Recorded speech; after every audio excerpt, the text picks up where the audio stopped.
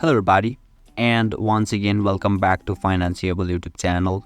Today in this video I'm going to show you how you can enable your two-factor authentication in GoCardless. So make sure you follow my step till the end. First thing first, I assume that you have already opened any of the internet browser, and now you need to search for the GoCardless in Google.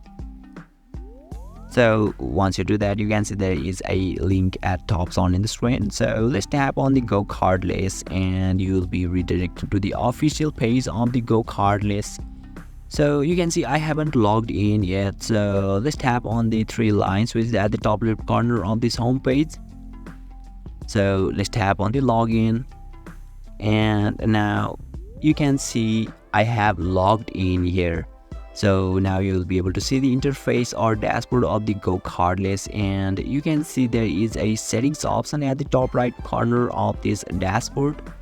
So let's tap on that settings icon and let's tap on the users settings. And finally you need to scroll a little bit down unless you find the two-factor authentication section. And you can also see there is two options in here: use an authenticator app, and another one is receive text message. So you can set both of them or you can also choose any of them. So let me tap on the setup with your phone for now, and you simply need to enter your phone number in here, and yeah, you'll be able to set your two-factor authentication in here successfully. Or you can also use app which is Google Authenticator.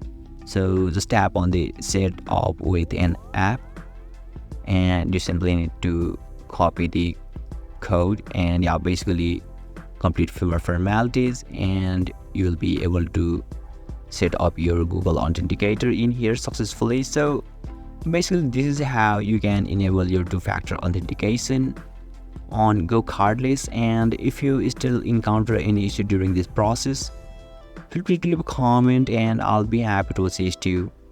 If you found this video helpful, please give it a thumbs up, and if you are new to this channel, make sure to hit the subscribe button and set the bell icon to on so that you can stay updated with our latest content.